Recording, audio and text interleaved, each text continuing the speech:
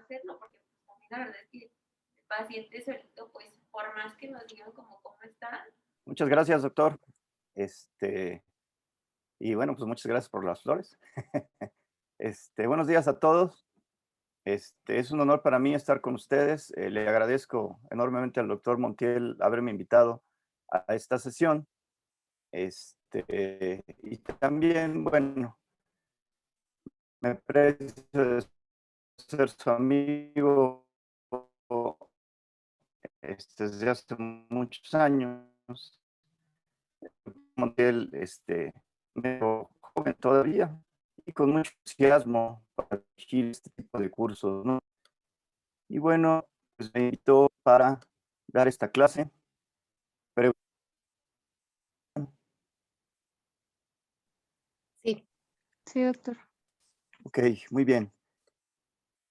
Esta clase que les voy a compartir es una clase que doy a los residentes en las otras dos sedes, ¿no? En el Hospital General de Ticomán y en el Hospital General de Zona número 30.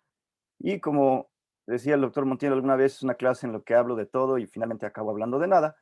Pero bueno, es una especie de introducción a lo que es la medicina interna, ¿no? Este, Todavía soy un poco nuevo y neófito con esto de la tecnología. Entonces, si de repente no se ve, me avisan. Y pues bueno, me interesa que participen un poco, ¿no? Entonces, les voy a pedir de repente que lean algunas diapositivas y además, pues qué opinen sobre ciertos casos clínicos.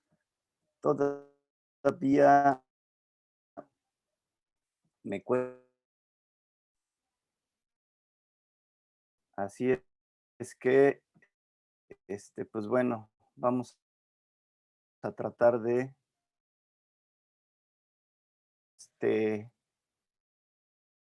¿qué hace un médico internista? ¿Qué funciones tiene? Si les pregunta a la gente, bueno, ¿y usted a qué se dedica? Yo soy médico internista, pues ¿usted a qué se dedica o qué hace? ¿Qué responderían? Anímense el que sea.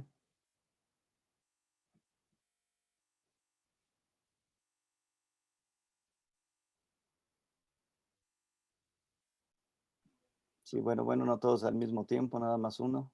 La evaluación integral del paciente y sus comorbilidades. Podría ser. ¿Alguien más?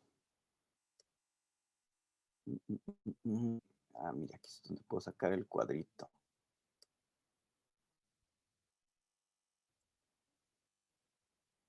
Solo esa definición, qué barbaridad. Hay varias definiciones de lo que hace el médico internista, ¿no? De la medicina interna en particular. Tal vez la más pragmática de todas y la más sencilla es que es el médico que atiende patología no quirúrgica del adulto y abarca prácticamente todo, ¿no? Pero hay dos vertientes particulares del médico internista, ¿no? Una de ellas es, como lo comenté, es realizar un abordaje integral. Esa palabra que es a veces sobreusada, pero que se refiere a que nosotros vemos al paciente como un todo. Generalmente el subespecialista se ocupa de la parte de paciente que le toca y se olvida de todo lo demás. El médico internista tiene que integrar el abordaje terapéutico, y enfocarse a un todo, ¿no? Es muy común que veamos pacientes con pluripatologías, que no solamente esté afectado un órgano, ¿no? Entonces, de repente nos toca conciliar el tratamiento que se deja y que no, para que afecte o no afecte a los distintos órganos. Pero hay además una función clásica del médico internista que es el diagnóstico. El médico internista es el diagnosticador por excelencia. Y un poco en eso se basa esta clase, ¿no? De cómo llegar a un buen diagnóstico, cómo seguir los pasos necesarios para que podamos diagnosticar de manera adecuada, ¿no? Muy bien. Si tienen alguna duda, pregunta, comentario, con toda confianza pueden interrumpir la presentación, ¿no? Bien, entonces, a ver, está por ahí Daniel Ortiz. Sí, dígame, doctor. ¿Nos puedes leer, por favor, la diapositiva? Claro. Y no debes comprender que eso solo con los ojos o solo con las manos o con el resto de los sentidos, como lo hacen los empíricos, sino que te debes esforzar por acercarte a la propia esencia de los hechos y descubrirla con exactitud, sin conformarte con los síntomas que se muestran a nuestra percepción. Lo que definen y describen los empíricos como síndrome, pues es así como consideran que deben nombrarse el acúmulo de síntomas que suceden en el lugar que está dolente. Galeno. Galeno, esta frase, acuñada por él, rompe con la medicina antigua y da inicio prácticamente a la medicina moderna. Antes de esto, los empíricos a los que se refiere Galeno decían que no importaba mucho en realidad el tratar de buscar, perdón, el origen de los síntomas. Perdón, ya está. Sino que más bien solo era tratarlos. Si el paciente tenía fiebre, pues darle fiebre, darle tratamiento para la fiebre. Si el paciente tenía tos, pues darle tratamiento para la tos. Galeno dio un paso hacia adelante y dijo que necesitábamos saber cuáles eran los orígenes de estos síntomas, de estos síndromes, para así dar un tratamiento sobre la etiología, sobre el origen. Esto dio paso a la investigación, a la medicina moderna, la cual duró varios siglos y que desafortunadamente terminó cuando vino la Edad Media, la época oscura, cuando se quemó la biblioteca de Alejandría y nos sumimos en una era de oscurantismo durante muchos años, pero bueno, esa es otra historia, ¿no? Entonces Galeno es prácticamente el fundador de la medicina moderna, ¿no? Muy bien. Está por ahí Abraham Hernández Lecona. Sí, doctor. Hola, buen día. Las enfermedades en su inicio son difíciles de diagnosticar y fáciles de curar. Con el paso del tiempo, si no son diagnosticadas ni tratadas, se convierten en fáciles de diagnosticar, pero difíciles de curar. Anónimo. Muy bien, entonces esta igual es una de las bases importantes del diagnóstico médico. Si se hace un buen diagnóstico de manera temprana, entonces el tratamiento de la enfermedad es fácil, ¿no?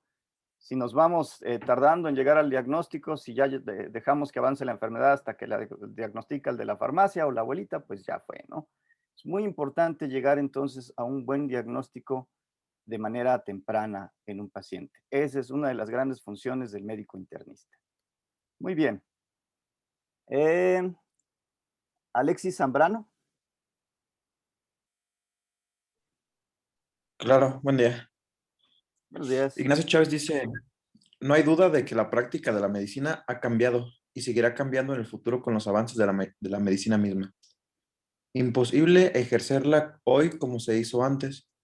Si los conocimientos cambian, si cambian las formas de aplicarlos, si la sociedad en que vivimos y sus exigencias cambian, también es natural y aún obligado que el ejercicio de la profesión esté acorde con las nuevas formas de vida. El médico irá poniendo cada día más confianza en sus instrumentos e irá cayendo en un fetichismo lamentable. El fetichismo de los equipos técnicos. El entrenamiento técnico interesa al médico más que a su educación científica. El culto de la máquina más que el uso del cerebro. Muy bien, gracias. El doctor Ignacio Chávez, uno de los médicos más destacados del país, dio estas dos opiniones, ¿no? La primera, pues es con la que estoy 100% de acuerdo, ¿no? La medicina es una ciencia totalmente dialéctica, ¿no? Con cambios importantes en el conocimiento, sobre la cual hay que irse actualizando casi todos los días, ¿no? Lo hemos visto en estos tiempos toledanos, lo que creíamos de una semana a otra, de un día a otro, de un mes a otro, tratamientos en los que confiábamos han sido descartados continuamente, ¿no? Entonces es muy importante mantenerse actualizado, estar siempre al pendiente del nuevo conocimiento. La segunda parte es parcialmente correcta a mi modo de ver, porque bueno, la tecnología se va integrando al conocimiento y al ejercicio médico de manera inevitable, ¿no? Evidentemente ya es muy raro ver un PINAR, por ejemplo, en un consultorio médico, ¿no? Ya los médicos utilizan un Dopton para escuchar la frecuencia cardíaca fetal. Eso no es malo, pero también depender demasiado de la tecnología, eso sí no es correcto, porque hasta este momento todavía el ejercicio diagnóstico de PET, tal vez lleguemos a un día donde con una gotita de sangre uno se llegue al diagnóstico correcto, pero eso todavía no se da. Entonces aún debemos seguir entrenando la mente para hacer un correcto diagnóstico. Muy bien, muchas gracias. Vamos a continuar. Entonces, diagnóstico. Viene del griego dia a través de y gnosken, conocer. Por lo tanto, significa conocer a través de. Es una de las tareas fundamentales para una terapéutica eficaz y en sí misma no es un fin, sino un medio para llegar a una terapéutica. Es complicado enseñarlo y explicar cómo realizarlo. Se pueden dar algunos conocimientos, algunas bases, pero nada como la práctica asesorada para desarrollar adecuadas herramientas para llegar al diagnóstico, ¿no? Muy bien. Los propósitos del diagnóstico: identificar la etiología, la gravedad de la enfermedad, estadificar un pronóstico terapéutica adecuada, ¿no? Además de dar una explicación al sujeto de por qué está enfermo. Es uno de los, el objetivo de la enseñanza de los métodos diagnósticos es reemplazar el proceso intuitivo por un proceso sistematizado, es decir, uno debe a realizar un proceso no sistematizado para llegar a un diagnóstico, porque por lo regular así se enseña, ¿no? Pero en realidad debe ser un proceso bien sistematizado, ¿no? Y consta de los siguientes pasos: la recolección de datos, ordenar la información, realizar un análisis, llegar a una conclusión, que esa conclusión es generar una hipótesis diagnóstica, ¿no? Cada uno de estos pasos tiene sus objetivos específicos, ¿no? ¿Cuáles son nuestras herramientas diagnósticas? Básicamente son dos. La primera, conocer los datos relevantes de la historia previa y los síntomas del paciente, es decir, realizar una historia clínica a través del interrogatorio, la anamnesis, y luego determinar los signos de la enfermedad, que estos vienen tanto de la exploración física y las exploraciones complementarias, los estudios de laboratorio y gabinete. Tenemos entonces a los síntomas y signos. Si el dato es subjetivo, lo percibe el paciente, pero no el médico, se denomina síntoma. Si el dato es objetivo, puede medir y ver el médico, entonces se denomina signo. Tenemos a la semiología médica, que es la ciencia que estudia los signos y los síntomas de las enfermedades. Es un conjunto ordenado de procedimientos y métodos de que nos valemos para obtener los signos y los síntomas. Debe de ser ordenado, debe llevar un orden.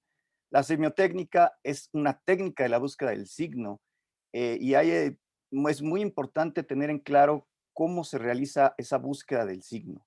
Y la clínica propedéutica es la enseñanza preparatoria de la semiotécnica, ¿no? Entonces, la anamnesis es el primer paso, el primer contacto con el paciente, y es muy importante que ¿no? Viene del griego ana, de nuevo, y nastai, acordarse. Son los datos que suministra el propio paciente o sus familiares sobre el comienzo de su enfermedad hasta el momento en que se somete a la observación del médico. Aquí les pongo entre comillas o sus familiares porque es muy común que eso nos lleve a ciertos problemas. Nosotros llegamos a ver pacientes que por su condición neurológica no podemos realizar un interrogatorio directo, entonces dependemos de la información que nos den sus familiares. La anamnesis es la base fundamental para el diagnóstico de los problemas de salud de un paciente. Del 50 al 75% de los diagnósticos se hacen por el interrogatorio. Con el puro interrogatorio, ustedes hasta en el 75% de los casos ya saben qué tiene el paciente, sin necesidad de hacer estudios complementarios, sin hacer estudios de gabinete sofisticados, ¿no? Hay que evitar caer en ese fetichismo también de que llega el paciente, abrimos el expediente y lo primero que queremos ver es cuáles son sus estudios de laboratorio. En realidad, sería más importante platicar con él. ¿Cuáles son los principios de un buen interrogatorio? Porque hay que saber interrogar. Primero que nada, es una expresión libre y espontánea. Hay que dejar que el paciente hable y hay que saber escuchar. Pero no solo eso, también hay que dirigir el interrogatorio, hay que evitar que el paciente divague, porque es muy común que el paciente le dé importancia a ciertos sucesos que pueden no ser trascendentales, ¿no? Es que, doctor, yo me caí hace como 3 años y yo creo que desde ahí vienen mis males porque mi comadre me dijo que me pusiera, bla, bla, bla, bla. Entonces, hay que tratar de dirigirlo, siempre siendo respetuoso y tratando de que el paciente no se sienta agredido, ¿no? Es bien importante identificar el motivo de consulta o la queja principal. ¿Qué es lo que en este momento el paciente le sucede? ¿Por qué viene ahorita a las 3 de la mañana a despertarme para hacerle el interrogatorio, ¿no? Es también indispensable definir todos y cada uno de los síntomas de la enfermedad actual, un interrogatorio profundo, lo cual abarca también no solo el sistema afectado principal, sino todos los sistemas, ¿no? Identificar claramente el inicio de los síntomas, la evolución cronológica y sintomática, la duración total de la enfermedad, el estado actual y los tratamientos previos. Hay que tener una interpretación adecuada de cada síntoma aportado por el paciente, porque existen varios términos coloquiales y no coloquiales, ambiguos o vagos. Por lo tanto, hay que tener en claro qué es lo que el paciente quiere decir. Por ejemplo, si un paciente les dice que tiene mareo, esto puede ser interpretado como un vértigo, como un síncope, presíncope, ataxia, lateralización de la marcha. Entonces, cuando una persona le dice que se siente mareada, pues bueno, hay que estar seguros de que estamos entendiendo lo que el paciente nos quiere decir por ese mareo. Y además hay síntomas, hay nombres coloquiales como el vaido, el soponcio, la sofocación, el patatús, la chiripiolca, estar acedo, etcétera, etcétera, ¿no? Entonces,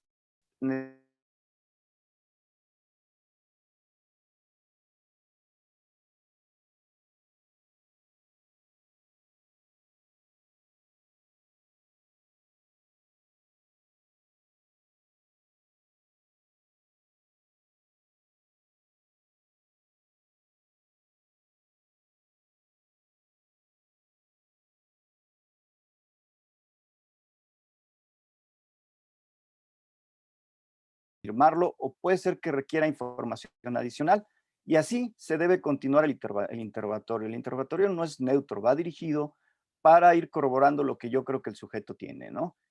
Entonces debemos estar conscientes de un rendimiento, es decir, elegir las pruebas con el mejor valor predictivo y en este caso las pruebas se refiere a los síntomas para ir llevando a cabo un interrogatorio profundo de las enfermedades, de los síntomas más y los menos frecuentes, nos lleva a hacer un interrogatorio adecuado, ¿no?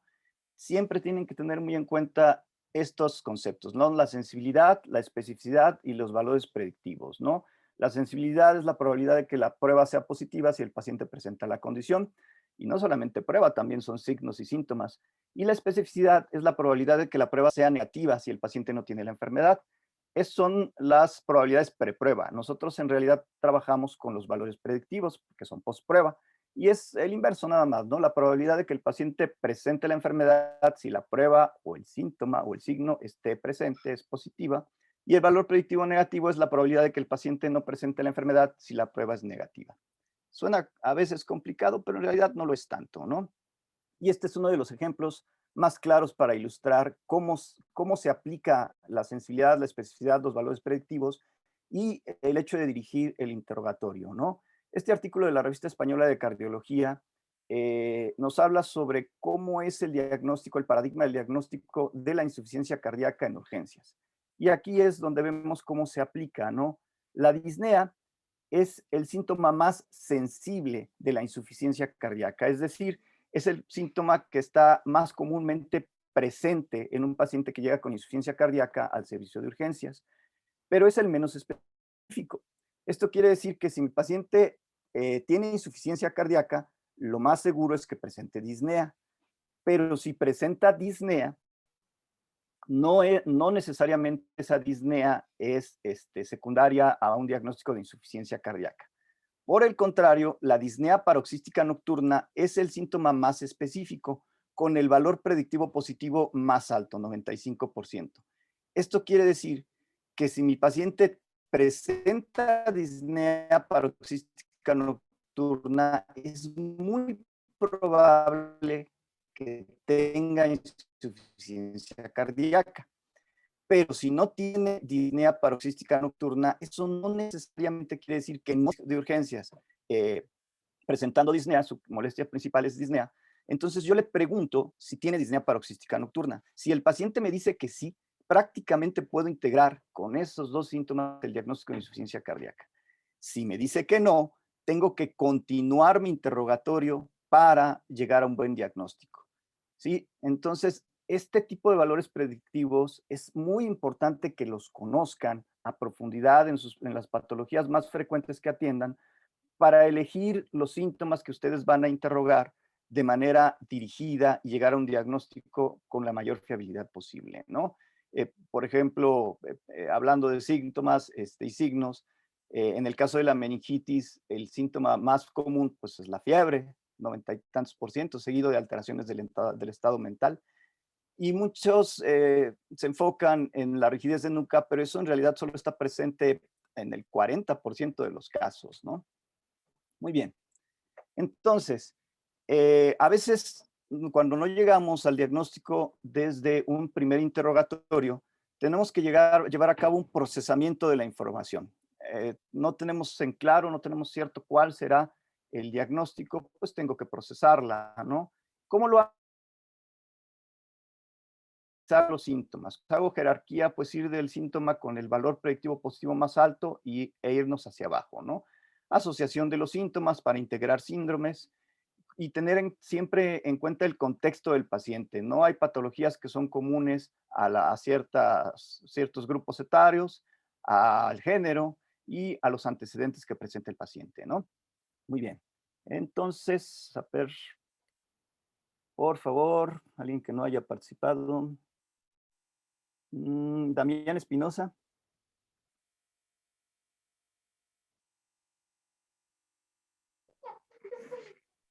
Sí, buenos días, doctor. Buen día. ¿Nos puedes leer, por favor, este padecimiento actual? Sí, claro. Inicia su padecimiento actual hace 3 meses con astenia y adinamia. Posteriormente, disnea de mediano. Todo el mundo tiene astenia y adinamia cuando se enferma. Yo no sé por qué carajo siempre ponen astenia y adinamia. Posteriormente, disnea de medianos esfuerzos. Ahí en la 30, el doctor lo recordará, teníamos unas internas que eran astenia y adinamia, ¿no? Muy bien, continúa. Perdón por la interrupción. Posteriormente, disnea de medianos esfuerzos. Refiere además tos en accesos, niega fiebre, presenta edema de miembros inferiores, ortopnea, por lo que decide acudir el día de hoy a consulta. Muy bien, muchas gracias. ¿Qué opinas de este padecimiento? Con base en todo el rollo que les acabo de tirar. ¿Está bien hecho? ¿Está mal hecho? ¿Cumple con los objetivos? ¿Tú sabes qué tiene este paciente con este interrogatorio? Si lo lees. Pues es que es muy general. El padecimiento actual es muy general y no es, bueno, no nos orienta específicamente un diagnóstico. Así es, ¿no? Este padecimiento actual, ¿tú qué dirías que tiene con esto? Porque una de las cosas importantes del padecimiento actual es el paso de la información, ¿no? Es decir, yo si leo una nota de un compañero, pues debo de tener en claro qué es lo que probablemente tenga el sujeto. Tú si lees este padecimiento sin haber visto al paciente, ¿qué crees que tenga? Pues podría ser insuficiencia cardíaca congestiva.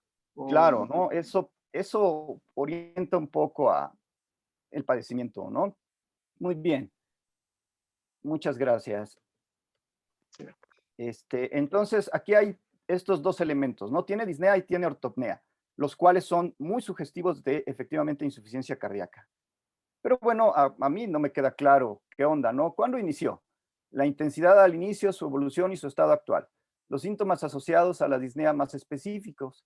Es útil guiarse por los antecedentes del paciente, ¿no? Además, ¿qué otros síntomas están presentes, no? es importante interrogar síntomas negativos, se refiere a los síntomas que no están presentes, ¿no? Que yo los pregunto, pero que el paciente niega que están presentes.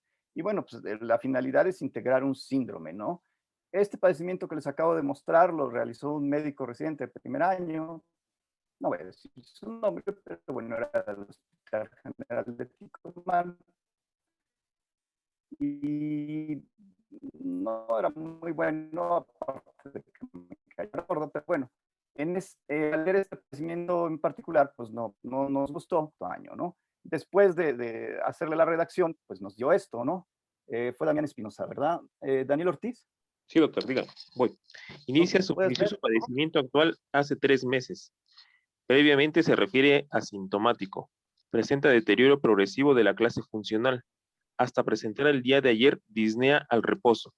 Refiere además ortopnea desde hace un mes, la última semana de 2 almohadas. Disnea paroxística nocturna desde hace 15 días. Edema de miembros inferiores desde hace 3 semanas.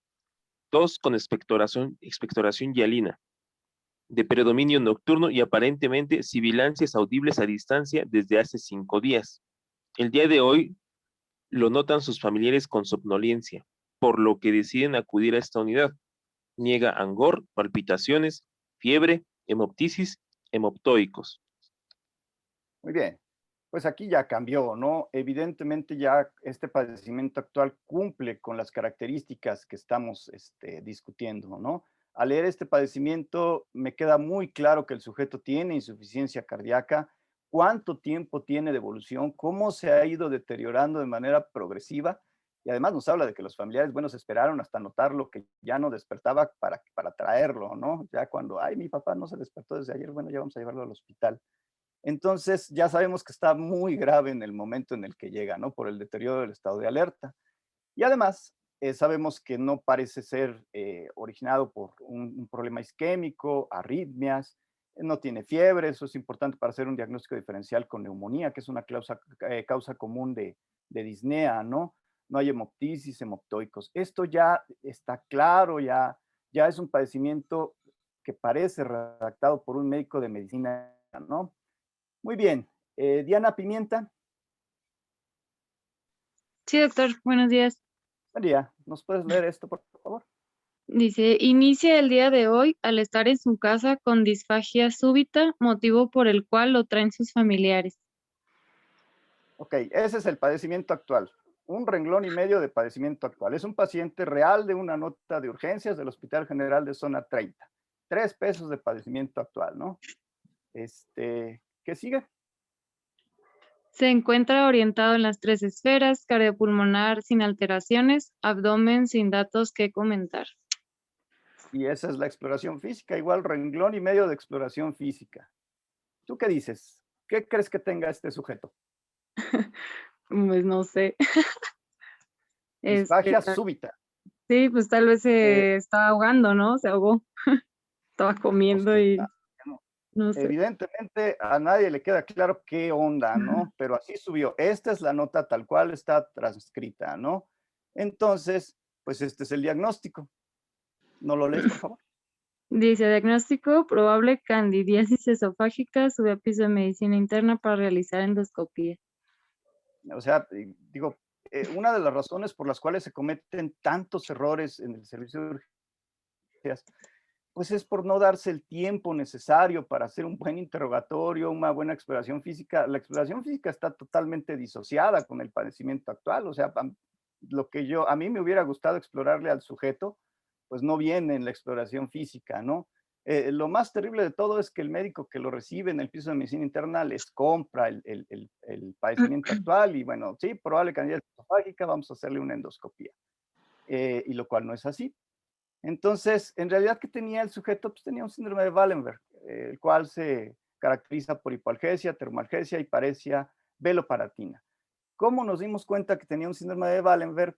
Porque curiosamente cuando estábamos revisando los expedientes, pues se acercó el familiar del paciente, su hija, y nos dijo que su papá, bueno, aparte de preguntar qué onda que tenía, porque pues obviamente nadie le había podido decir qué tenía, decía que su papá cuando lo metieron a bañar tocaba el agua caliente y no la sentía caliente, no sentía absolutamente nada, ¿no?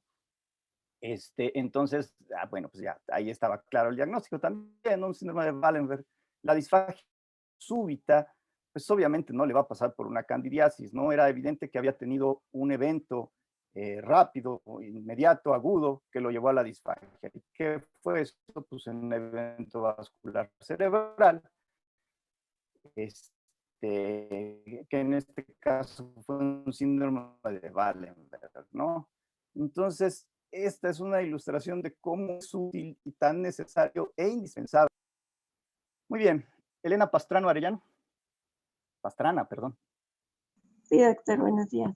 Buen día. ¿Nos puedes leer, por favor, esta frase? Claro, el que estudia medicina sin libros navega en un mar desconocido, pero el que estudia medicina sin pacientes no va a navegar en absoluto. Sir William Osler. ¿Sabes quién es Sir William Osler? ¿O alguien sabe quién fue Sir William Osler? No, doctor. El padre de Qué la barbaridad. medicina interna. El papá de la medicina interna, exactamente, tal vez el abuelito, ¿no? Pero bueno, es el padre de todos nosotros, ¿no? Sir William Osler es el médico internista por excelencia, ¿no? Tiene una amplia bibliografía, es un médico muy reconocido y muy querido y admirado en la comunidad médica de medicina interna. Es el que escribió el libro antecesor del Harrison, del Cecil y todos los demás. El primero que integró en un solo libro, varias especialidades de medicina en general, ¿no? Además abogó por una enseñanza de la medicina también rompiendo un paradigma. Antes de Sir William Osler se le daba prioridad a la enseñanza en aulas, a las grandes conferencias, con profesores reconocidos, pero él decía que en realidad la medicina se tenía que enseñar en el pase de visita, ¿no? Junto al paciente. Y ese paradigma se sigue respetando hasta la fecha actual. Lean la bibliografía de Sir William Osler cuando no tengan nada que hacer. En particular, su discurso Acuenamitas es uno de los más indispensables para cualquier médico en formación, y más aún si es médico internista, ¿no? Uno no puede preciarse decir que es médico internista si no conoce la bibliografía de Sir William Osler. Pero bueno, entonces en esta frase sintetiza esto que les estoy diciendo, ¿no? Estudiar medicina en libros está bien, pero estudiar medicina sin pacientes definitivamente no los va a llevar a ningún lado. Hablen con sus pacientes, conéctense con ellos, preocúpense por sus pacientes. Además de ser un excelente médico, Sir William Osler era un humanista, ¿no? Que abogaba por esta parte de ver al paciente no como un conjunto de síntomas y signos, sino como un ser humano, ¿no? Entonces, esta frase, insisto, les habla de que ustedes deben de estar con sus pacientes. Ahí es donde van a aprender. Muy bien.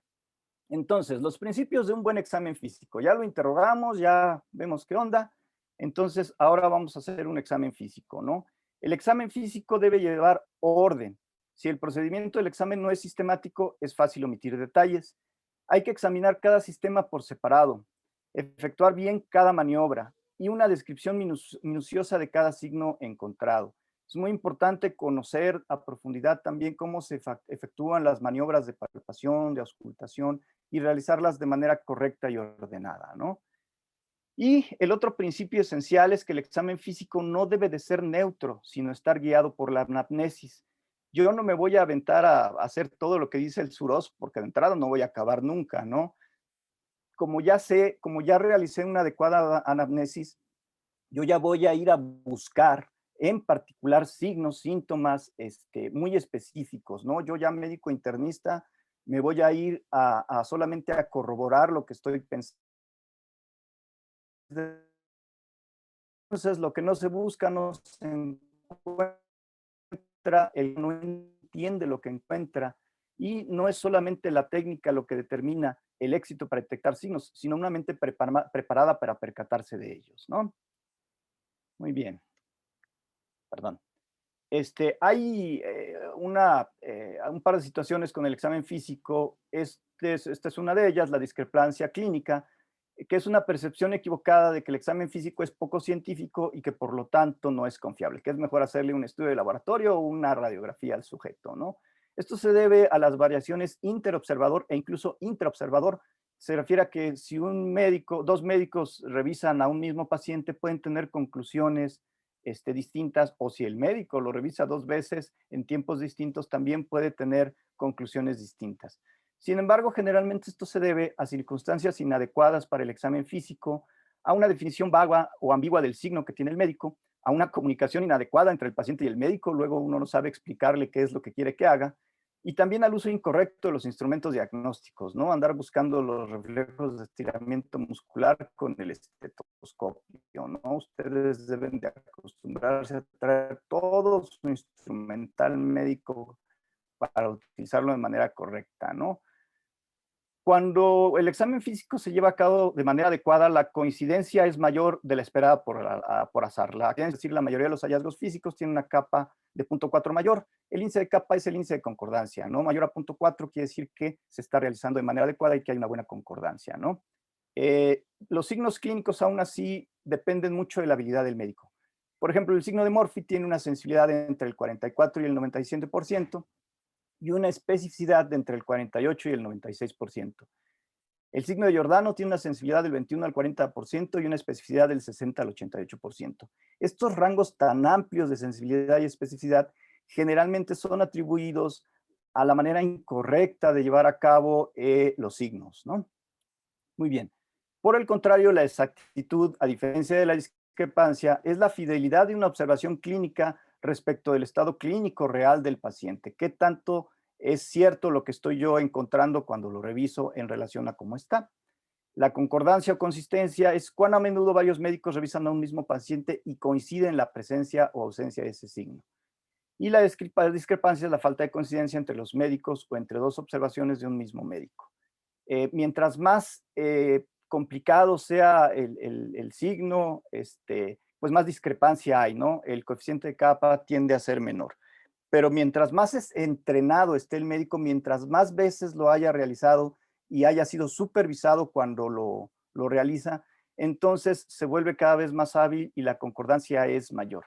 De ahí la relevancia de revisar al paciente y volverlo a revisar, y cuando ya creen que tienen claro que escucharon el cuarto ruido, de todas maneras lo vuelvo a revisar y me aseguro de que estoy bien consciente de qué es lo que estoy encontrando, ¿no?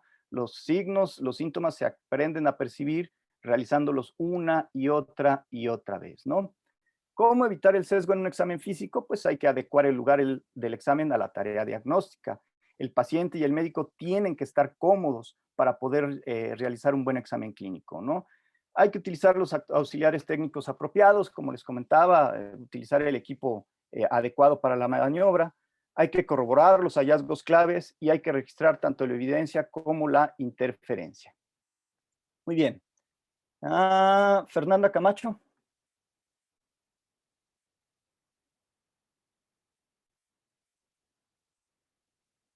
Bueno, sí, Fernanda. Sí, aquí estoy. Okay. La Por favor. medicina se aprende.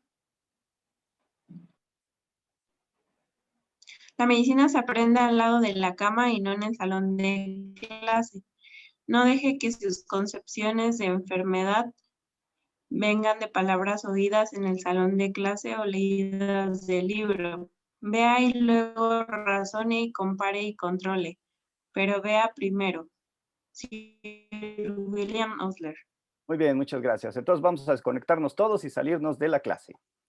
Bien, pues nuevamente, ¿no? Es mucho rollo el que yo les puedo tirar en estas clases, siempre les digo, pero bueno, si al final no se deciden a dar el brinco y a estar pegados a sus pacientes, pues no tiene sentido, ¿no?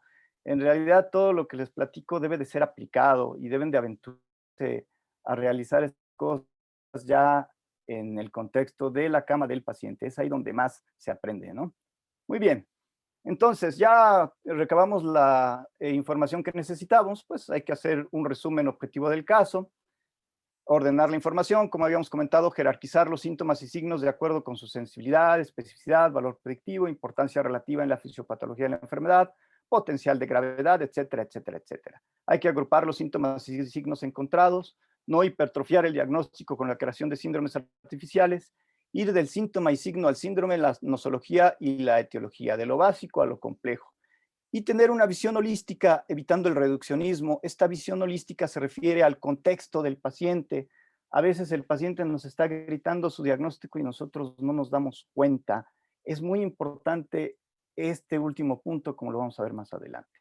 Hay que asociar los síntomas y signos, triadas, tetradas, síndromes. Esto ayuda a tener menos enfermedades a considerar, ¿no? El síndrome viene de la palabra griega síndrome, simultaneidad. Son trastornos caracterizados por, aunque teológicamente no es específico, tiene algunas ventajas el tener síndromes.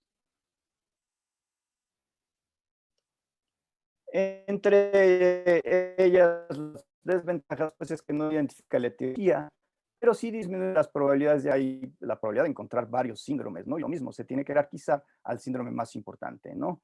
Un paso importante para el diagnóstico es escoger qué síntoma y síndrome para realizar el ejercicio diagnóstico, ¿no? Siempre hay que seleccionar el de mayor jerarquía en el cuadro clínico, el que tenga menores posibilidades diagnósticas o con una mejor ruta de abordaje, y no siempre coincide con su queja principal. Por ejemplo, un síndrome febril tiene muchas rutas de abordaje, ¿no? Pero si es el único síndrome que integramos, pues ni hablar. Con ese tenemos que trabajar. Es más fácil trabajar, por ejemplo, con un síndrome ictérico, porque ese tiene una ruta de abordaje mucho más sencilla, ¿no? Ahora, sobre los estudios de laboratorio y gabinete. Esto es importante cuando uno quiere ordenar un estudio de laboratorio, ¿no? El aforismo de Cochrane. Antes de ordenar un análisis, decida qué es lo que hará si el resultado es 1 positivo o 2 negativo. Si ambas respuestas son iguales, no ordenen, por favor, los análisis, ¿no? Por ejemplo, esto pasa con los análisis que no tienen buena sensibilidad o especificidad, o que en el contexto del paciente en realidad no nos son útiles, ¿no? Nos pasa mucho cuando, por ejemplo, tienen la sospecha que el sujeto tenga lupus, por ejemplo, y ya le quieren pedir los anticuerpos, ¿no? Pero bueno, si le piden los anticuerpos y salen positivos y el sujeto no tiene ningún otro criterio de lupus, pues en realidad no tiene sentido, ¿no? Entonces siempre hay que irse de lo básico a lo complejo, siempre primero con lo más sencillo y después vamos pidiendo lo más complicado. Muy bien. Los estudios de laboratorio y gabinete nos sirven por hacer contraste de hipótesis. Cuando no tengo un diagnóstico correcto, me contrasta 2 hipótesis, 2 probabilidades diagnósticas o más, ¿no?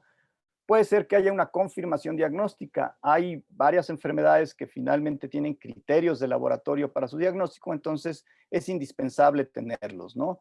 Puede ser que nos ayuden a ampliar el conocimiento sobre la enfermedad, estadificarla, dar un pronóstico e incluso alternativas de tratamiento, ¿no? A veces son totalmente dependientes de los estudios de laboratorio.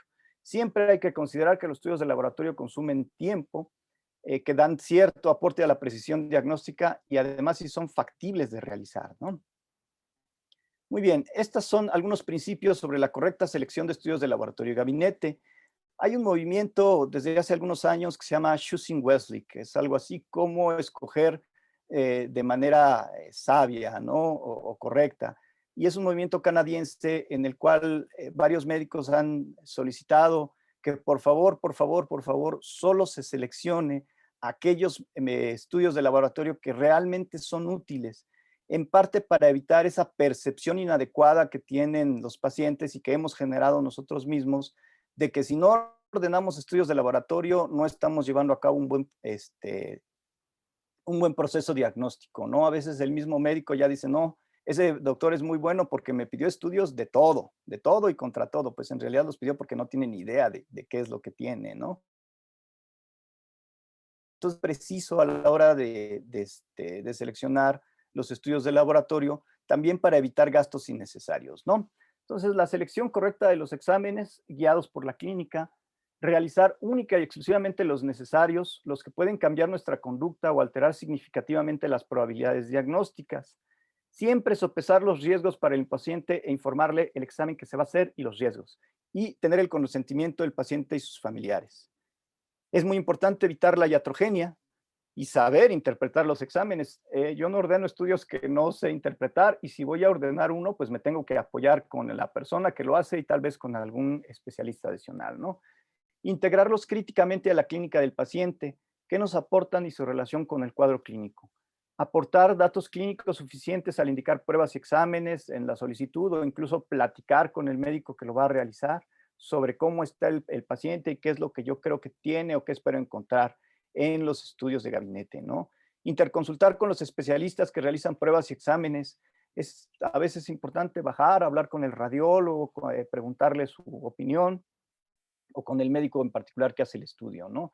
Seguir una secuencia lógica al indicarlo, siempre ir de lo más sencillo a lo más complicado, no irse directamente al estudio de gabinete sofisticado, ¿no? Y siempre considerar que hay una incertidumbre en todas las investigaciones de laboratorio. Siempre hay falsos positivos, falsos negativos. No hay que tener cuidado con eso. Muy bien, algunas palabras rápidas sobre las estrategias diagnósticas que están definidas, ¿no? Una estrategia de final, ¿cuál es el proceso sistematizado que sigo para saber qué tiene el paciente? Estos son algunos, hay descritos en realidad muchos en la literatura, pero estos son unos de los más representativos e importantes, ¿no? El método de reconocimiento de patrón, el método del algoritmo, el método exhaustivo y el método hipotético deductivo. El reconocimiento de patrón se refiere a cuando yo ya conozco una enfermedad a fondo, ya me sé de memoria cómo se presenta y ya nomás ver al paciente y medio empezar a platicar con él, ya sé qué tiene, ¿no? Entonces se basa en la forma de presentación de la enfermedad, es su descripción aprendida previamente y es muy reflexivo y no, muy reflejo y no reflexivo, ¿no? Es decir, yo ya al verlo ya sé qué tiene el paciente, a veces solamente por ver un signo, un síntoma o incluso la fase del paciente, ya sé qué tiene. Por lo tanto, tiende a ser muy visual. Se aprende con la práctica al ver muchos pacientes y aumenta su uso con la experiencia porque me voy acostumbrando cada vez más a las formas de presentación, ¿no? El método del algoritmo son vías potenciales preestablecidas, arborizadas, generalmente en forma de pregunta hasta el diagnóstico final. Muy como los escritos con estos métodos, hay un libro de diagnóstico clínico en medicina interna, me parece, donde nos vamos arborizando, ¿no? ¿Tiene el paciente esto? ¿No lo tiene? Sí, pues me sigo por esta ruta diagnóstica y así en forma de preguntas de signos o síntomas o hallazgos de laboratorios específicos me voy generando una respuesta y un diagnóstico, ¿no? Es un diagnóstico, por lo tanto, por comparación o diferencial de arborización o ramas múltiples. El método exhaustivo, este es el método de enseñanza por excelencia, ¿no? Cuando empezamos a aprender a diagnosticar. Primero se recogen todos los datos mediante el interrogatorio, la exploración física, laboratorios y gabinete. Después hacemos un resumen y análisis del caso y ya hacemos un planteamiento del diagnóstico, ¿no? Ese es el método inicial cuando uno aprende a llevar a cabo el diagnóstico, el proceso diagnóstico. El método hipotético deductivo, formulamos hipótesis desde los primeros datos y después realizamos conductas adicionales para reducir, descartar diagnósticos hasta el diagnóstico final. Este es el método que habitualmente utiliza el médico con ya cierto grado de experiencia, ¿no? Y se basa mucho en procesos heurísticos. La aproximación heurística son métodos inconscientes no rigurosos de simplificación o son atajos mentales, pues. Nos brincamos a veces los pasos que acabamos de describir porque después de muchos años de ejercer la medicina empezamos a reconocer ciertas conductas, ciertos procesos, ¿no? Tienen algunos sesgos como el de representatividad, disponibilidad y el de anclaje y ajuste. Y aquí les pongo un ejemplo. Un paciente femenino de 86 años con antecedente de diabetes mellitus, neuropatía, demencia, hipertensión arterial, que ingresó al servicio de medicina interna por hiponatremia. Así estaba la paciente, así nos la presentó el residente cuando estábamos pasando la visita. Entonces, lo primero que hacemos es preguntarle, oye, de pura casualidad,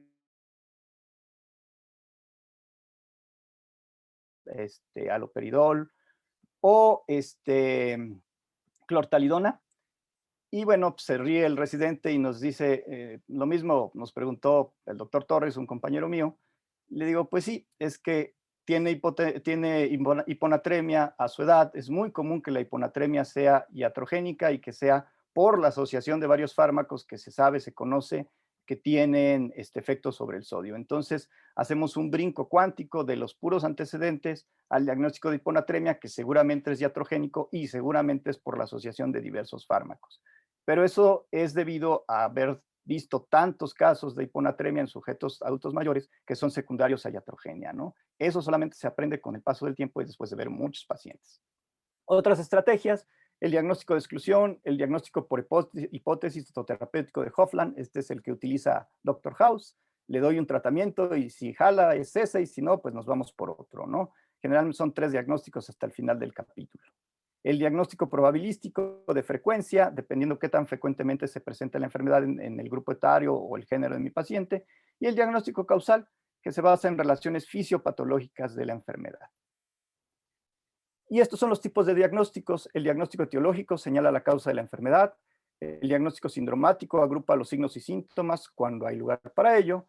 El diagnóstico anatomopatológico o histológico se determina mediante el estudio de biopsias, citologías, etc. El fisiopatológico enseña las alteraciones funcionales que se han producido. El nosológico establece el diagnóstico de la enfermedad causante de los síntomas y signos, no siempre sin saber la causa de la enfermedad. Y el diferencial, una serie de padecimientos con cuadro clínico parecido, para de esta manera descartar las menos probables frente a los datos posibles. Importante por lo menos establecer diagnósticos sindromáticos, ¿no? Muy bien. Entonces, para que nosotros llevemos a cabo un buen proceso de diagnóstico médico, hay que tener en cuenta estos errores frecuentes en el diagnóstico y tratar de evitarlos. Hemos visto todas estas fases, todas y cada una de estas fases, ¿no? Entonces, en la primera fase, cuando entramos en contacto con el paciente, estos son los errores más comunes, ¿no? No establecer la adecuada relación médico-paciente y no formular apropiadamente el problema o los problemas del enfermo. Si el paciente nota que ustedes no están interesados por él, que tienen prisa, que están cansados, que están de mal humor, no va a haber una adecuada relación médico-paciente y no va a confiar en ustedes para darles un buen relato de su padecimiento actual, ¿no? Y esto puede llevarnos a no formular o no identificar apropiadamente cuál es el problema, qué es lo que tiene el sujeto, ¿no? En la segunda fase, si yo tengo mucha prisa y no tengo tiempo para llevar a cabo un interrogatorio adecuado, entonces realizo un interrogatorio parcial o incompleto, no realizo el examen físico como debe de ser, o se actúa de forma inapropiada, pues entonces voy a perder posiblemente datos valiosos que me pueden llevar al diagnóstico adecuado, ¿no? En la tercera fase, no se formulan las hipótesis diagnósticas de manera correcta, ¿no? Creo que el paciente tiene candidiasis, quién sabe de dónde se me ocurrió, ¿no? Hay que llevar a cabo un buen proceso diagnóstico de formulación de hipótesis, ¿no? Un razonamiento adecuado. En la fase ya estoy adentrado en el proceso diagnóstico, pues la propiedad de que no están congruentes con la hipótesis diagnóstica, no justificar las pruebas seleccionadas, no contrastar el cuadro clínico con el resultado de los exámenes complementarios, indicar exámenes complementarios para posteriormente orientar el interrogatorio, examen físico, es decir, hacer las cosas al revés, primero indicar los exámenes y después irme a reinterrogar al paciente, ¿no? Y en la quinta fase, esta es muy importante en estos tiempos también toledanos, no reflejar en juicios establecidos en las diferentes fases. Este puede ser un error mortal, ¿no? Para algún médico cuando no lleva a cabo una buena redacción en el expediente clínico, ¿no? Y falta de comunicación en los resultados obtenidos en el trabajo. Muy bien, es muy importante tener en cuenta todos estos puntos para no caer en estos errores comunes, ¿no?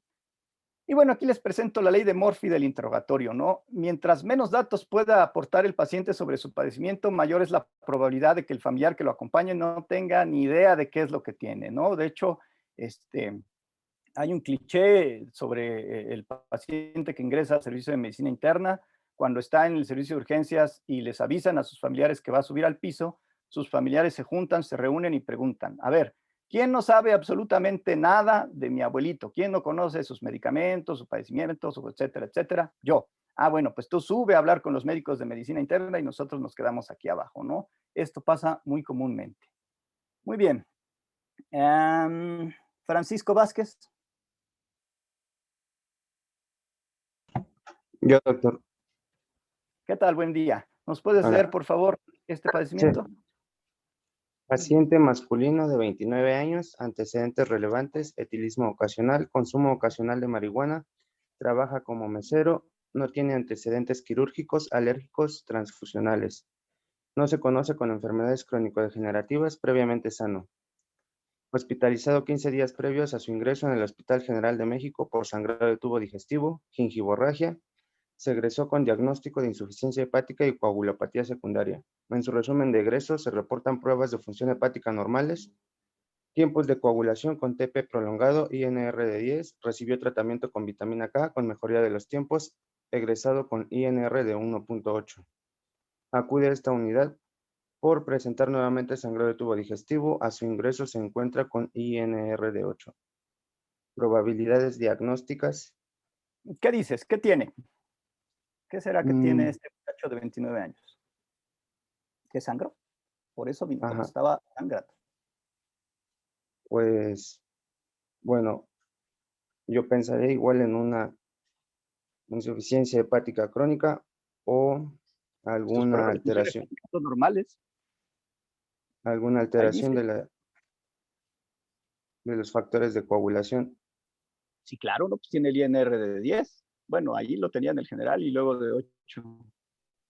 ¿Cuál será la enfermedad que tiene este amigo? ¿Por qué tendrá esto? ¿Alguien quisiera participar? Se valen opiniones, ¿no? ¿Cuál sería el proceso diagnóstico para llegar a la etiología de este padecimiento que tiene este muchacho? No todos al mismo tiempo, uno por uno, por favor. Vale Que hablar, esté pues oiga. desnutrido, el alcoholismo que ocasiona Nutrición, ok. desnutrición y que por ello tenga ¿Algo una más? alteración en el metabolismo de vitamina K.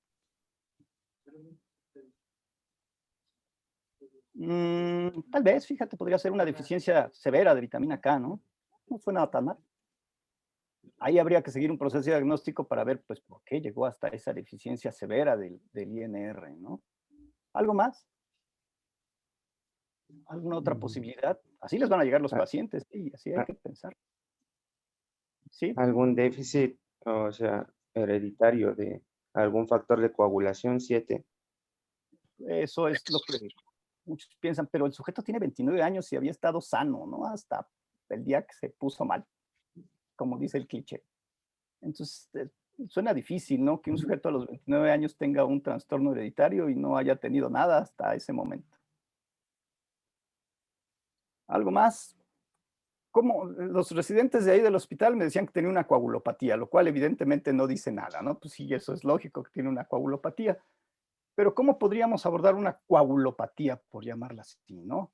De primera instancia podríamos decir que hay primarias, que son secundarias a trastornos hereditarios y secundarias, debidas a otra cosa que no estaba presente en el sistema del sujeto y que de un momento a otro se presentó de forma aguda. Una de ellas, muy bien lo dijo su compañero, pues tal vez tiene una deficiencia de vitamina K, quién sabe por qué, pero ¿qué otra cosa podría ocasionarle este trastorno? Que se haya presentado de manera súbita, ¿no? O bueno, tal vez no súbita, pero sí no estaba presente y de un momento a otro apareció. ¿Qué se les ocurre?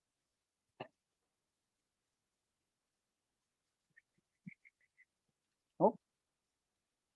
Tóxicos, fármacos. Entonces estábamos en el pase de visita discutiendo este rollo así como lo estoy discutiendo ahorita con ustedes.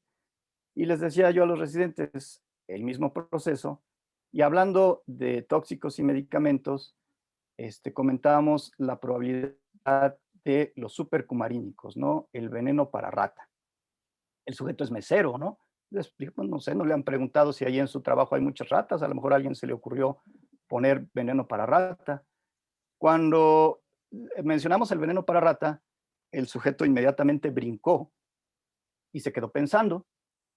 Y bueno, cuando terminamos con él, me dijo, oiga, doctor, ¿puedo hablar con usted a solas? Y tomando en cuenta el contexto del paciente, el sujeto estaba completamente loquito, ¿no? Loquito de atar. Él y su esposa estaban los dos bien loquitos, pero de veras loquitos de atar. No les miento. Entonces, pues no me daban muchas ganas de hablar con él, pero bueno, pues sí, ahorita platico contigo. Entonces fui y me hice lo que se hizo lo más que se pudo, pero este cuate se levantó de la cama y me fue a buscar al área de médicos con todo y su suero y me dijo que quería hablar conmigo. Ok, vamos a hablar, amigo. Entonces me dice, oiga, doc, ¿por qué dijo eso del veneno para rata? Bueno, pues ya le expliqué, en la medida que se puede explicarle a una persona en su contexto, que el veneno, hay ciertos venenos para rata que son supercumarínicos, ¿no? Que hacen que la sangre no coagule, pues, en términos cristianos.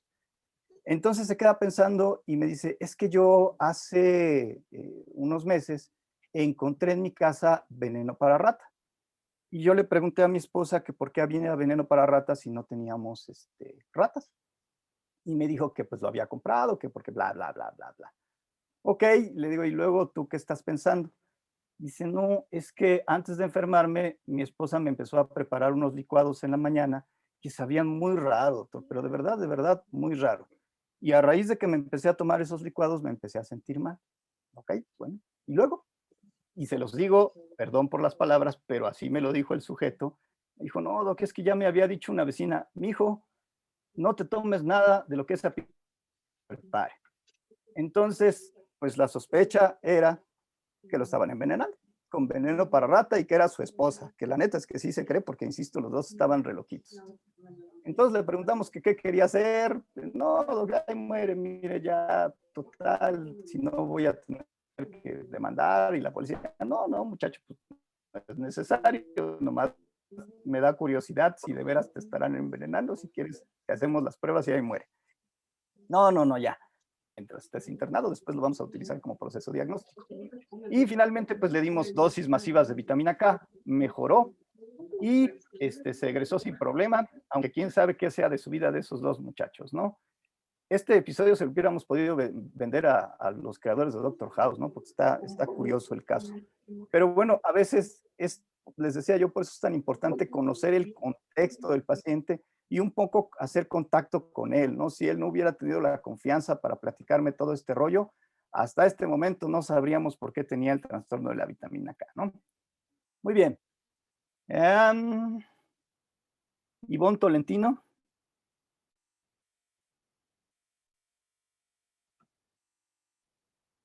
¿Sí está Ivonne Tolentino? Creo que no. Ya se le fue, doctor Montiel. Si quiere, yo lo Héctor leo. del Río. Yo lo leo si quieres. Sale. Paciente masculino Adelante, por favor. Paciente masculino de 68 años con antecedente de hipertensión arterial. 5 años de diagnóstico en tratamiento con verapamilo, diabetes mellitus tipo 2, de 5 años de diagnóstico en tratamiento con metformina. Quirúrgicos, laparotomía exploradora por perforación intestinal, secundaria a traumatismo hace 15 años. Padecimiento actual. Inició hace 8 días con dolor abdominal generalizado, tipo cólico, intenso, insidioso, acompañado de distensión abdominal. Constipación de 3 días.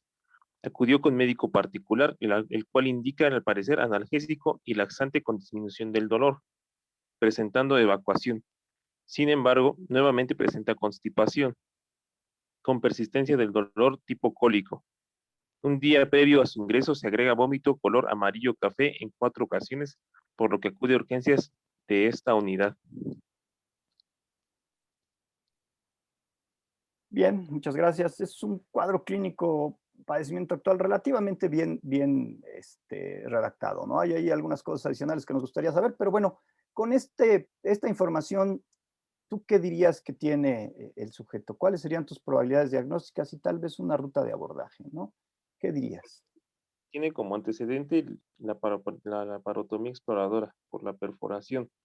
Entonces, eso puede favorecer las adherencias intestinales y causar una especie de obstrucción intestinal, causando vómito constante. Claro, tiene evidentemente un padecimiento abdominal y evidentemente intestinal, ¿no? Eso es muy claro, ¿no? Desde el interrogatorio. Pues estos son los diagnósticos con los que ingresa: infección de vías urinarias, lesión renal aguda Kin 3, diabetes mellitus tipo 2 descontrolada, anemia normocítica normocrómica, hipertensión arterial. Esos son los diagnósticos con los que ingresó el servicio de urgencias y los que se repitieron en la nota de ingreso, quién sabe por qué. Igual el médico residente que hizo el ingreso le compró el diagnóstico al médico de urgencias, ¿no? Entonces, como diagnósticos diferenciales, descartar hepatopatía y probable ascitis. Pero bueno, ¿y dónde quedó el dolor abdominal y el estreñimiento? En realidad ese era el motivo de consulta, ¿no? Entonces, cuando vemos al sujeto, pues hacemos estas mismas preguntas. Oye, pero es que él no tenía ningún síntoma de infección de vías urinarias cuando ingresó. Eso no era parte de sus quejas por las cuales vino al hospital, ¿no? Tenía una infección de vías urinarias realmente bien chirulero, pero bueno, por el examen general de orina sí lo diagnosticaron, ¿no? Entonces quedaron en el aire estas preguntas de que pues, si él venía por estreñimiento y dolor abdominal, mínimo hay que hacerle una radiografía. El problema, hay que ser ciertos, es que el sujeto tampoco cooperaba mucho, ¿no? Entonces, pues esta es la queja, porque el paciente se egresa. Y como les comento, hay que ser cierto, se egresa porque él pedía egresarse, no se fue como de alta voluntaria, lo dio de alta el médico, porque pues, después de 3 días de tratamiento antibiótico, pues obviamente el examen general de orina iba a mejorar, ¿no? Entonces, se lo llevan sus familiares, se vuelve a poner mal y ya no lo regresan al Seguro Social, sino lo mandan a lo llevan a una clínica privada, donde lo detectan con abdomen agudo, le hacen una laparotomía y lo que tenía el sujeto es que tenía cáncer, ¿no? Tenía un tumorzote, sangró, hizo un hemoperitoneo y el abdomen agudo, ¿no?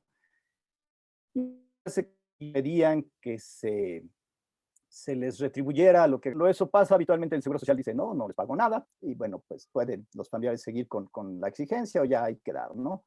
La cuestión es que afortunadamente para el médico, los médicos que estuvimos involucrados en el caso, pues,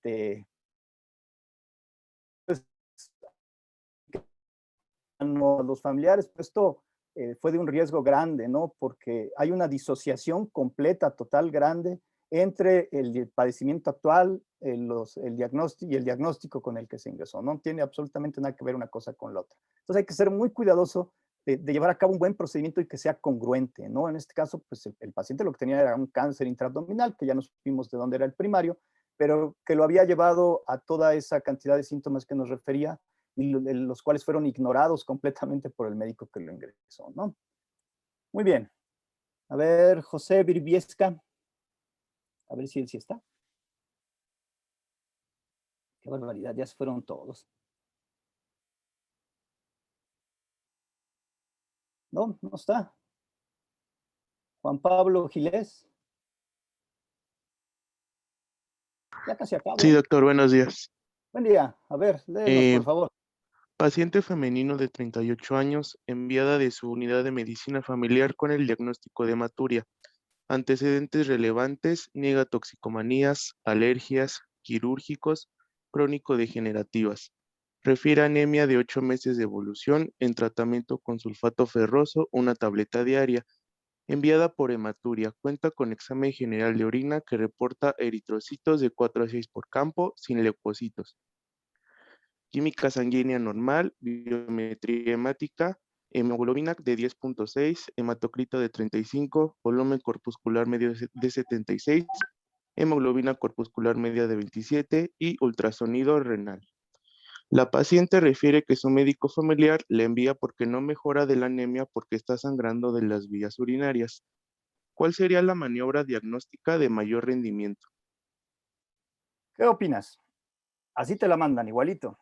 Así llega la consulta externa de medicina interna. Tiene anemia que no se le ha quitado a pesar de 8 meses de tratamiento. Y bueno, su médico familiar desarrolló la hipótesis de que como tiene hematuria, pues entonces, como está sangrando de las vías urinarias, por eso no le mejora de la anemia. Así, tal cual. ¿Qué opinas? ¿Qué habría que hacerle a esta señora? No sé, no se me viene a la mente. Pues es que si Con dice, calma. pues probablemente tenga un cálculo renal, que es una de Una las litiasis asociaciones renal. más Ok, frecuentes. ya viene con un ultrasonido renal, por cierto. Que es normal. El ultrasonido es normal. El ultrasonido renal es normal. Es raro que reporten cosas normales. Por lo regular, mínimo tiene inflamación crónica. No, sí lo reportaron normalito, completamente normal.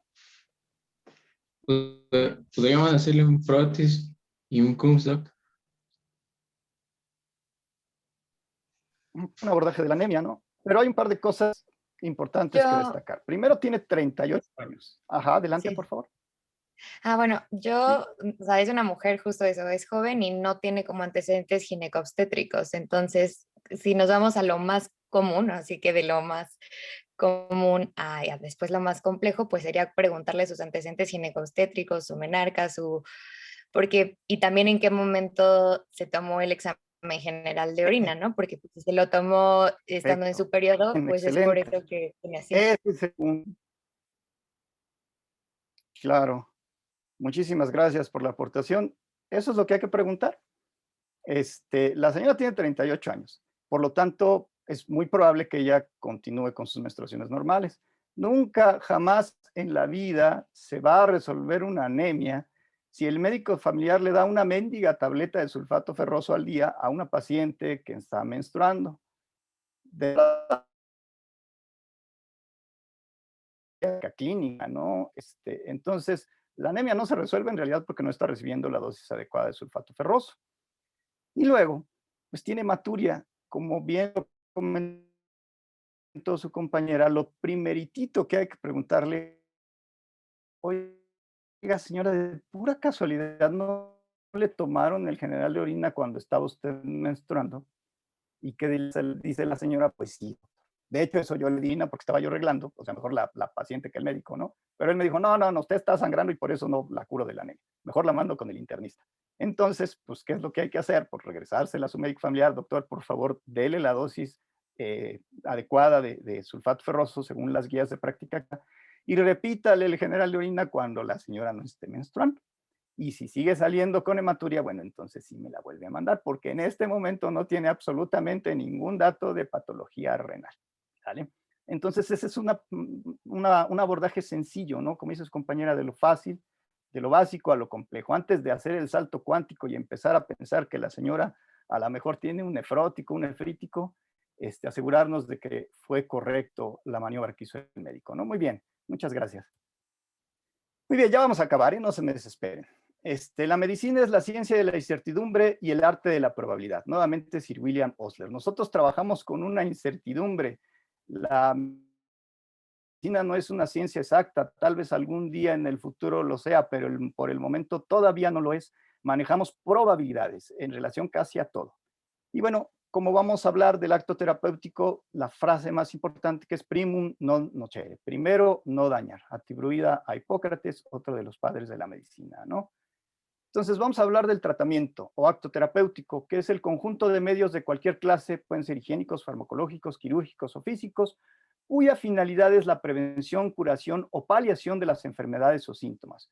Pueden ser profilácticos para prevenir la aparición de enfermedad, como una vacuna, etiológicos que pretenden eliminar la causa de la enfermedad, como los antibióticos para una infección de orina, patogénicos si no se conoce o no se puede eliminar la causa, pero incidimos en los mecanismos de acción para modificar el curso de la enfermedad, como el uso de los inhaladores para el asma, sintomáticos, como los síntomas, tratar los síntomas sin averiguar la causa, como si damos paracetamol para una cefalea, o incluso de rehabilitación para recuperación de las secuelas, ¿no?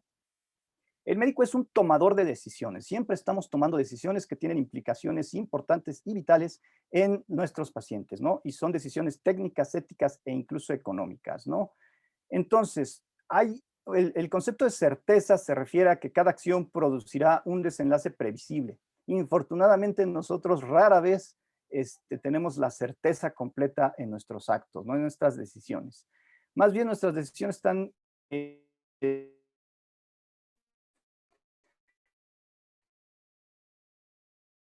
encadenar varios desenlaces cuyas probabilidades no pueden ser totalmente previsibles, ¿no? Eso hay que aceptarlo e incluso comentárselo al paciente y a sus familiares, ¿no? Hay cierto grado de incertidumbre en nuestras acciones, ¿no? Entonces nosotros manejamos un riesgo, que es este desenlace de probabilidad conocida. Hay el riesgo de que funcione, pero hay el riesgo también de que no funcione. De ahí la medicina basada en la evidencia. La medicina basada en la evidencia se refiere a que yo debo darle al paciente el tratamiento con la mejor evidencia en el momento en el que lo estoy atendiendo. Puede ser que mañana haya otra evidencia y haya yo caído en un acto erróneo, pero en el momento en el que yo le estoy dando el tratamiento, estoy actuando con la mejor evidencia disponible para tratar de riesgo, ¿no? Entonces, nosotros manejamos esta incertidumbre, ¿no? Y manejamos niveles de certeza que están supeditos a nuestra probabilidad, porque puede ser que yo esté errado, esté equivocado en mi diagnóstico, tengo que manejar esa probabilidad, ¿no? Entonces tengo un umbral de decisión. En ese umbral de decisión yo digo, ya no es necesario hacer más pruebas, ya estoy cierto de mi diagnóstico, entonces inicio mis medidas terapéuticas o descarto el diagnóstico. Por lo tanto, me muevo hacia arriba de mi umbral de decisión, mi umbral terapéutico, e inicio tratamiento, o me muevo hacia abajo. Necesito replantearme el diagnóstico, ¿no? Estos determinantes del umbral tienen ciertas implicaciones, ¿no? Porque puedo pasar por alto diagnósticos importantes, por ejemplo, iniciar un tratamiento tóxico, ¿no? Pero hay ocasiones en que el riesgo de no iniciar el tratamiento es mucho más alto que el de no iniciarlo, ¿no? Por ejemplo, si ustedes tienen un paciente con choque séptico y, bueno, puede ser que no estén seguros de que tenga choque séptico, pero está chocado, tiene leucocitosis, fiebre, entonces yo creo que tiene choque séptico, pero no tengo un foco infeccioso bien identificado. Entonces voy a iniciar mi terapia con un antibiótico de amplio espectro. ¿Por qué? Porque si retraso el inicio de la terapia hasta que yo esté bien identificado el foco, ya sepa que sí tiene que ser. Por lo tanto, empírica, totalmente empírica, con un antibiótico de amplio espectro para tratar de salvarle la vida al paciente, porque el beneficio es salvarle la vida. Por el contrario, por ejemplo, si tengo un paciente que yo sospecho que tiene linfoma, pues tengo que estar bien seguro de que tiene linfoma antes de darle el tratamiento, porque el tratamiento es terriblemente tóxico y caro, ¿no? Entonces, este umbral terapéutico depende de estas implicaciones que tenga sobre la vida del paciente, ¿no? Muy bien, creo que es el último. Mónica Manzanares. Creo que hay algunos profesores aquí, ¿no? Ojalá que no le haya pedido a ningún profesor que hable. A ver, paciente femenino de 85 años, con antecedentes de diabetes mellitus e hipertensión arterial. Ambas en tratamiento desde hace 15 años. Tiene documentada enfermedad renal crónica desde hace 2 años. Su última creatinina de hace 2 meses se reporta en 2.5 miligramos sobre decilitro. Inicia su padecimiento actual hace 3 días con evacuaciones líquidas de 10 a 12 al día, acompañadas de abdominal, hipocólico mal localizado. Niega fiebre, niega la presencia de sangre en las evacuaciones. Refiere náusea y vómito, por lo que ha disminuido alimentos. Así, ingresas presenta TA de 70, frecuencia cardíaca de 110 latidos por minuto. Se describe con datos clínicos de deshidratación, por lo que se inicia administración de líquidos intravenosos. Entre sus paraclínicos destaca creatinina de 9.5, urea de 256, gasometría arterial con pH de 7.22, bicarbonato de 12 y potasio de 3.4. Al momento de la entrevista ya no presenta diarrea. Sus signos vitales son normales. Tolera la vía oral y en términos generales refiere sentirse bien. Durante la evaluación inicial a la paciente y sus familiares se les ofreció el tratamiento sustitutivo de la función renal de manera urgente. ¿Qué conducta seguir? Muy bien, tú misma, porque la pregunta es clara, ¿no? ¿Qué conducta seguir? A esta señora que llegó al servicio de urgencias, en el servicio de urgencias, como llegó muy mal, le dijeron, no, hay que dializarla en este momento ya como va, porque si no se les va a morir. Obviamente, cuando llegó al piso de medicina interna, no se había dializado, lógicamente. Y pues nos preguntaban sus familiares por qué no se había dializado, pues, si nos dijeron que si no se dializaba se iba a morir. Entonces queremos saber cuándo le van a poner el catéter y la van a empezar a dializar. Entonces la pregunta es, pues como la existencial, ¿no se dializa o no se dializa? Dicotomizada, ¿es o no es ser o no ser? ¿La dializamos o no la dializamos? ¿Tú qué dices? Sí tiene criterios de diálisis quizás por la creatinina y demás, pero pues, o sea, no, bueno, seguramente no fue una urgencia porque no la dializaron urgentemente. O sea, una urgencia No dialítica fue en una ese momento. real porque no se murió, ¿verdad? Como les habían dicho, pero Sí. pues tenía los estados elevados. Entonces, Ujú. ¿qué hacer? Evidentemente tiene una agudización de una enfermedad renal crónica, porque hace 2 meses tenía 2.5 de creatinina y ahora tiene 9.5, ¿no? Pero ¿qué se hace? ¿Se dializa o no se dializa? Sí se dializa, pero pues primero hay que estabilizar a la paciente, ¿no?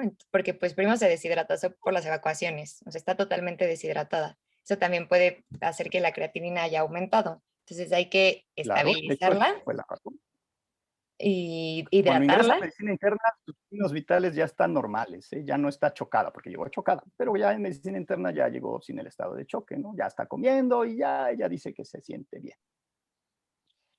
Pero pues sí hay que dializarla definitivamente, pero o sea, hay que ofrecerle, sí, bueno, más bien terapia de sustitución renal. pues la más ¿No te acorde a la interesaría edad de saber la qué paciente. quiere la paciente? Pues sí, también. Lo revaloro. Ella no se quiere dializar. Ujú. Cuando le preguntamos a ella, dijo, no, no, eso de la diálisis, yo creo que no, a mí no me llama la atención. Tiene 85 años, ya sobrepasó la expectativa de vida del país, de hecho sea en el contexto, ¿no? Sin ninguna otra implicación. Es posible que cualquier medida terapéutica a largo plazo no tenga mucho impacto en su sobrevida, tal vez sí en su calidad de vida, pero en su sobrevida definitivamente no. Mm. Entonces no es fácil tomar una decisión bien apegada a evidencia médica, ¿no? Pero una de las cosas más importantes, medidas para que una diálisis sea exitosa es que el paciente esté comprometido con el tratamiento, ¿no? Si el sujeto no cree en la diálisis y no sigue las recomendaciones, no le va a funcionar. Entonces, desafortunadamente, para que se dializara, obviamente los azuados no iban a bajar de manera inmediata, puede durar con esa concentración de urea y creatinina incluso por un par de meses, ¿no? Salvo que tuviera de verdad acidemia severa o hipercalemia severa, pues había pocas indicaciones para una diálisis de urgencia. Entonces, en el estira y afloja con los familiares, la paciente y el médico que la estaba tratando, finalmente en algún punto sus familiares convencieron a la señora de que se dializara después de unos 5 o 6 días de estar hospitalizada y de que evidentemente no bajaran los azuados. Se le colocó el catéter y pues la historia es la habitual, ¿no? Funciona, disfunciona, la señora empieza a entrar en depresión, le da un poco de delirium, ya no come, etcétera, etcétera, una serie de situaciones catastróficas. Al final del día, la paciente se egresó en malas condiciones, ¿no? Porque duró varias semanas hospitalizada con este rollo de la diálisis.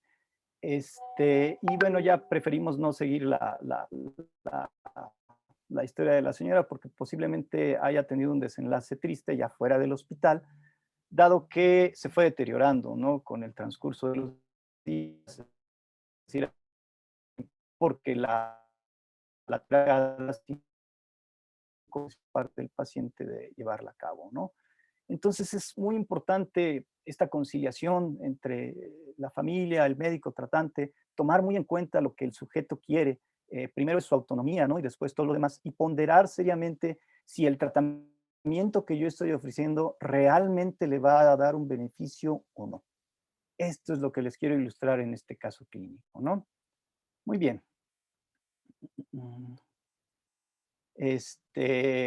A ver, bueno, alguien que lo quiera leer, no quiero convertir la descortesía de preguntarle a algún profesor, un voluntario de los médicos residentes. Doctor. No todos al mismo tiempo, uno ya casi acabamos, de veras que ahora sí ya casi acabamos. Adelante. Paciente femenino de 56 años de edad con diagnóstico de insuficiencia cardíaca en tratamiento con furosemide 1x2, captopril media cada 12 horas, isosorbide 1x2, espironolactona 1x1. Se refiere asintomática.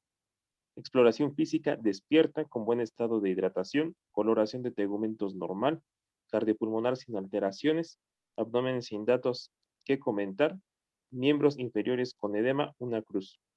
Laboratorios normales. Plan. Continúa tratamiento actual, solicito laboratorios de control, cita subsecuente. Muy bien, esta es una nota de evolución de una paciente de la consulta externa. En ese entonces todavía yo era médico residente de tercer año, mandaban a la consulta y bueno, pues son notas que hace el médico residente en 3 patadas porque pues tiene un chorro de consulta, ¿no? Claro que el que más tiene consulta es el R1, el R3 tiene menos, ¿no? Entonces me pongo a leer esta nota y me genera varias dudas, ¿no? ¿Tú qué dices? Ahí hay un par de cosas raras, ¿no? Pues ¿Qué la opinas? posología no me queda claro. Sí, claro, ¿no? Pues es que, insisto, pues es hecha en 3 patadas, ¿no? Además,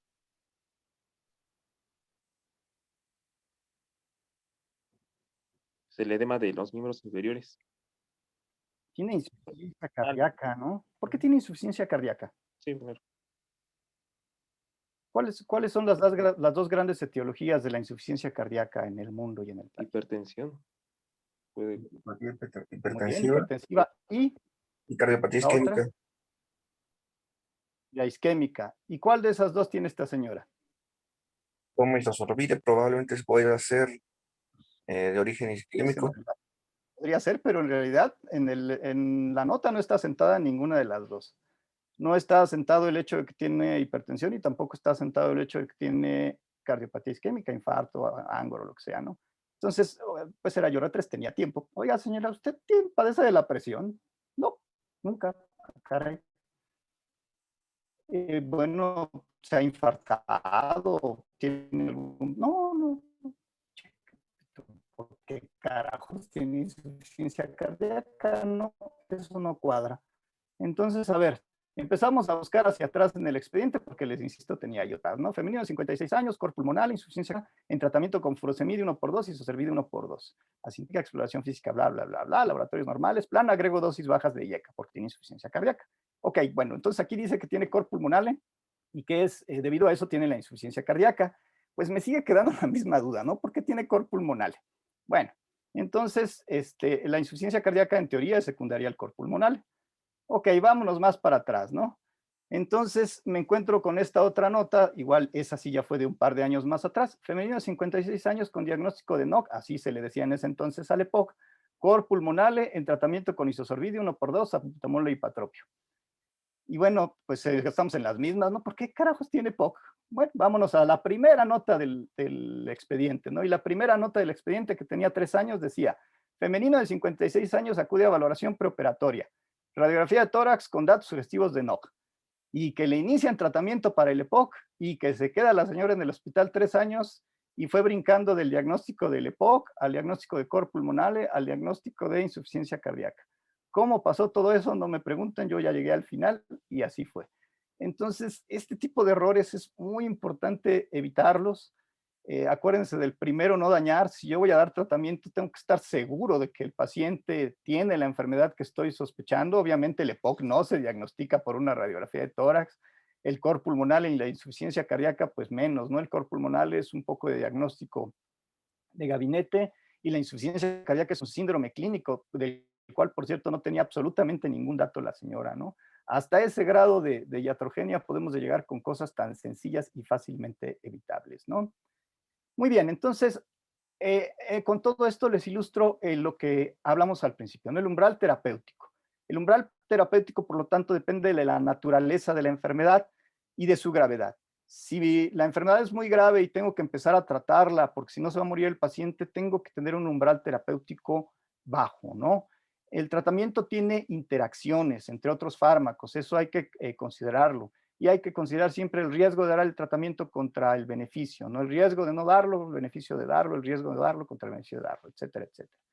Y sobre todo, como lo vimos en el caso de la paciente, hay que tener en cuenta el contexto de la paciente. Puede estar indicado el tratamiento, hablando pues, rigurosamente de criterios médicos, pero puede ser que ya no le brinde nada adicional a mi paciente, ¿no? Entonces hay que tener en cuenta su edad, su estado funcional, sus expectativas, sus deseos, temores, prejuicios, su competencia para hacerse cargo del tratamiento y compromiso con el mismo, y adicionalmente sus comorbilidades. Entonces este es el umbral terapéutico, ¿no? Mi umbral terapéutico está representado por esa línea horizontal blanca, está asociado con la severidad y el pronóstico de la enfermedad, con las características del paciente. Y me muevo en el tiempo, como lo indica la flecha blanca. Yo puedo llegar a un diagnóstico, rebaso el umbral terapéutico e inicio tratamiento. Me muevo hacia arriba. O puede ser que sea necesario continuar con el protocolo diagnóstico, me muevo hacia abajo y así. Voy jugando con el tiempo, dependiendo de qué tanto tiempo tenga, dependiendo de cómo lo requiera mi paciente, hasta que rebaso el umbral de decisión, ¿no? Ok. Y con eso acabamos. Y acabé. Me extendí un poco, perdón. De hecho, me extendí bastante, perdón, pero es que me emociono platicando esto. Muy bien. Entonces, como comentarios finales, pues me gustaría decirles nada más que hablen con sus pacientes, Interésense por ellos, pregúntenles siempre cómo se sienten, cómo están, eviten el fetichismo de cosificar al paciente, ¿no? De dejarlo como un conjunto nada más de laboratorios, terapéuticas, etcétera, etcétera, ¿no? La medicina se aprende a la cama del paciente, pero solo si se habla con él, si se interactúa con él. No pierdan esa parte humanística del ejercicio de la medicina, ¿no? Ese es el mensaje final que les quiero dejar con esta plática. Y con esto terminamos, perdón por el exceso de tiempo, y nuevamente le agradezco al doctor Luis Montiel por haberme brindado la oportunidad de darles esta charla, ¿no? Si tienen alguna duda, comentario, situación adicional, con toda confianza, ¿no? Muchas gracias, doctor. Le agradezco infinitamente el tiempo y la disposición por apoyarnos en esta sesión muy interesante. Cada vez la presenta mejor. Le vamos a hacer su develación de las 25 representaciones. Y pues, no sé si alguien quiera comentar algo. ¿No? Ya se casaron, no estuvo prolongado. Bueno, pues, pues muchas gracias y nos vemos el día de mañana con la introducción a la ventilación mecánica con la doctora Barragán. Nada más un aviso parroquial. La próxima semana empezamos con el tema de diabetes. Para tal efecto, el doctor Juan Carlos Garnica va a ser el coordinador del módulo de diabetes. Entonces, les voy a pasar su número telefónico, los que tengan que exponer algún tema de diabetes. Él los puede asesorar y me pidió que lo contacten por vía de WhatsApp. Él también va a estar presente en las sesiones por cualquier situación que, bueno, para coordinarnos y aprender del experto, ¿no? El doctor es toda una, es una persona muy reconocida en el ámbito de diabetes, no nada más en México, en todo el mundo. Entonces vamos a aprovechar su área de expertise para el tema de diabetes. ¿Sale? Bueno, pues entonces nos vemos pronto. Gracias. Gracias. Gracias. Hasta luego.